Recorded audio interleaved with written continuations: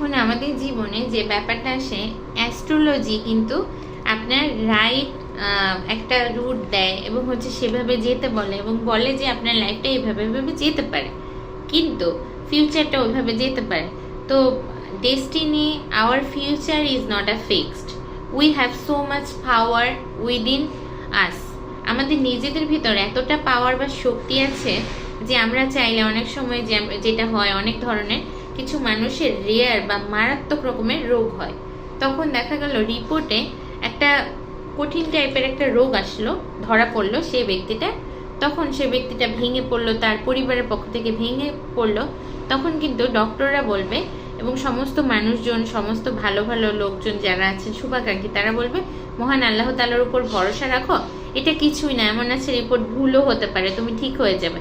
তো তখন সেই মহান স্রষ্টার প্রতি একটা অগাধ বিশ্বাস, ভালোবাসা এবং আস্থার কারণ থেকে দেখা গেল অনেকদিন পরে আবার টেস্ট করলো, সেই রিপোর্টটাই নাই, মানে ওই যে জিনিসটা বা ওই রোগটা থেকে অনেকটুকু সে ভালো হয়ে গিয়েছে বা সুস্থ হয়ে গিয়েছে। এইটা যে ব্যাপারটা, এটা কিন্তু পাওয়ার, এটা আমাদের ভেতরের একটা শক্তি, আমাদের ব্লেসিং, যে পাওয়ার অফ ব্লেসিং।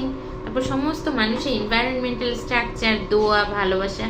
এই ক্ষেত্রে যেটা ব্যাপার আসবে সেটা হচ্ছে অ্যাস্ট্রোলজির থেকেও ল অফ অ্যাট্রাকশন কিন্তু অনেক অনেক পাওয়ারফুল, কারণ যেটা রিয়েলিটিতে সত্য সেটা বলতে হবে।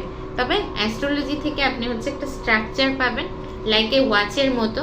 এখানে অনেকগুলো রুলস এবং স্ট্রাকচার রয়েছে, এখান থেকে অনেক কিছু জানা যাবে এবং এখান থেকে আমাদের জন্য কোনটা পজিটিভ এবং আমাদের জন্য কোনটা থেকে আরও বেশি বেটার আমরা ভালো রেজাল্ট পেতে পারি, এবং মানুষের career, life growth, success, abundance, positivity, power, এই সমস্ত ক্ষেত্রে তাদের জন্য অনেক অনেক উপকার হবে অ্যাস্ট্রোলজি রুলস এবং স্ট্রাকচারগুলো ফলো করা হয় সঠিক অ্যাস্ট্রোলজির মাধ্যম দিয়ে। ঠিক তেমনই যদি ল অফ অ্যাট্রাকশনের ব্যাপারটা আপনি মানেন বা বোঝেন, সেক্ষেত্রে আপনার থট ক্রিয়েট করতে হবে পজিটিভ এবং লাইফকে হিল করতে হবে, বুঝতে হবে, তাহলে কিন্তু অনেক অনেক ক্ষেত্রে আমরা ভালো করতে পারবো। তো we have so much power within us, rather depending on law of attraction or astrology.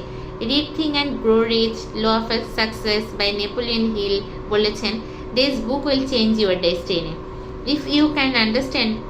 আমাদের লাইফে আমরা যদি বুঝি তাহলে কি হবে, আমাদের চিন্তা, চেতনা, সিক্রেট, আমাদের ভেতরগত ব্যাপার, ভালো লাগা এবং সব ক্ষেত্রে আমরা কিন্তু অনেক অনেক কিছু ইম্পসিবলকে পসিবল করতে পারি।